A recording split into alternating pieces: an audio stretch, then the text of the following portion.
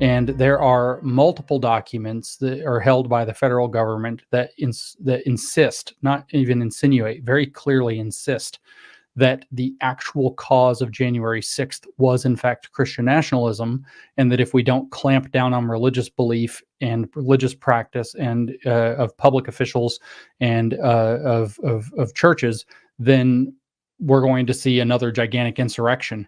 And then you have, Rob Reiner making a film about it. And then you have James Carville showing up in every show they'll let him and saying that Christian nationalism is the huge threat because of they'll lump the whole right and just call that Christian nationalism. That's right. And in these documents, their definition, if you think that's confusing how many different definitions there are, is it the Andrew Torba definition? Is it the Andrew Isker? Is it the Boniface? Is it the Stephen Wolfe? Is it this really kind of soft pastory thing where it's like, we just want more Christian representation? Like, what is Christian nationalism? If you think it's vague and complicated on the Christian nationalist side, you should see the federal government. If you were to give a prayer and say, Lord, bless this food to my body and bless this nation in Jesus' name, they'd be like, whoop, Christian nationalist right there, because you bless the nation in the name of Jesus. That's Christian. Like they're that expansive in these documents, one of which was commissioned and came from inside the churches. Granted, it's wokies in the churches that commissioned it, but it doesn't matter. It came from inside the house. And so, again, I wonder, how are these people? They can't clean up their denominations. How in the hell are they going to clean up the nation if they were to win? But the point isn't for them to win. It's an op.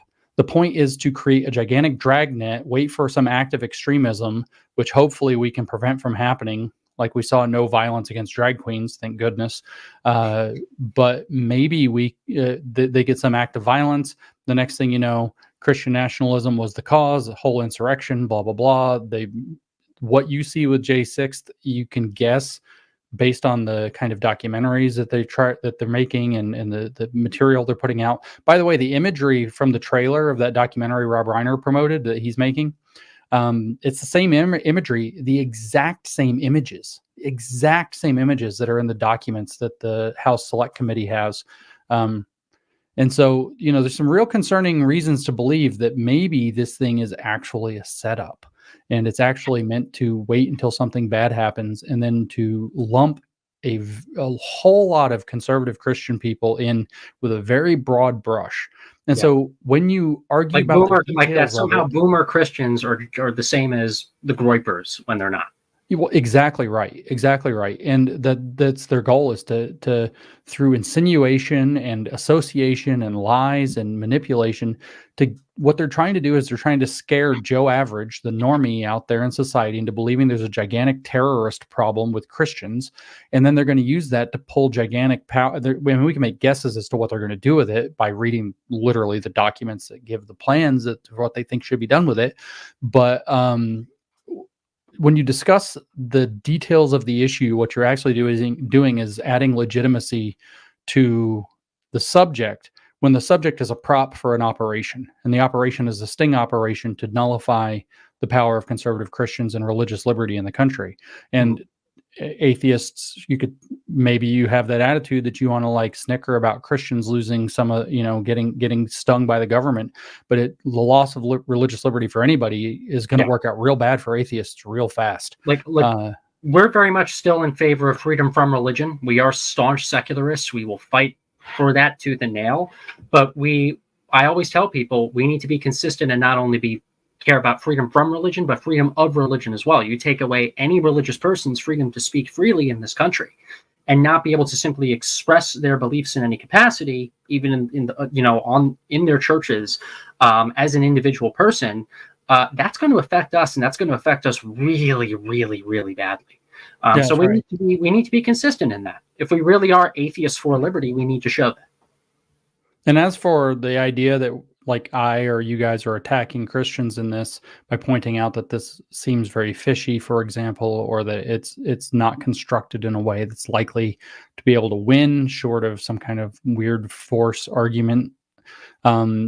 In other words, protecting Christians, they say, oh, you're attacking Christians. Well, no, I'm attacking a person who has claimed to be a Christian, which is not identical to attacking Christians. I'm attacking an ideological subset of people who identify as Christians, but that's not the same as attacking Christians writ large.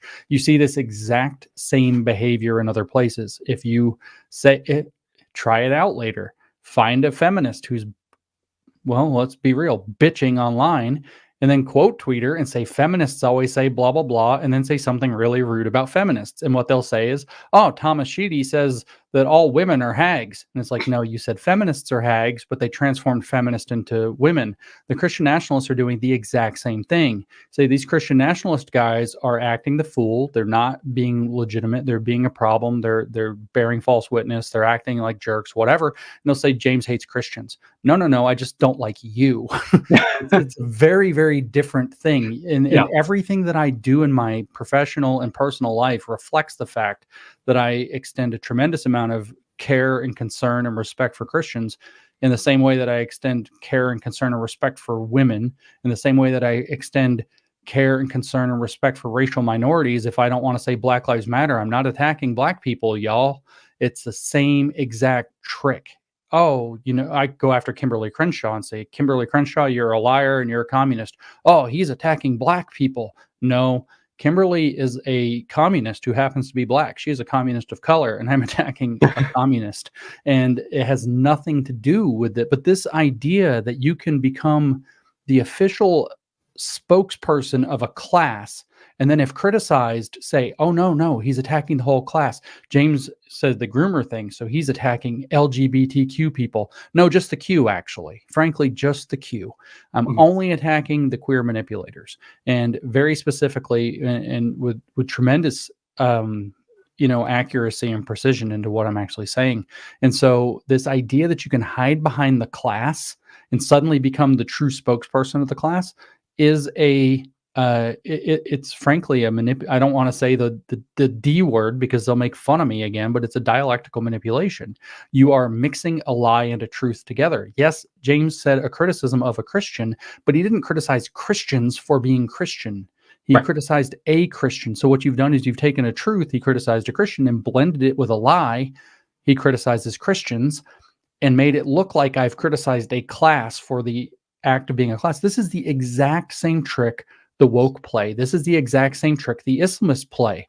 You criticize something to do with intifada or jihad, and the next thing you know, Islamophobia. He hates Muslims. Yep. Oh, no, actually, I really don't. I frankly don't give a shit. I'm really too busy not giving a shit, but I don't like that behavior right there. And I don't like the people who are in an organization promoting that behavior. And I will call that out. Because it only divides us further when, just we were talking about early in the stream, we're making so many great strides to protect Western civilization in all these other ways. You have these people that just get involved to where we have to then devote our own resources, devote our own time into basically a two-front war.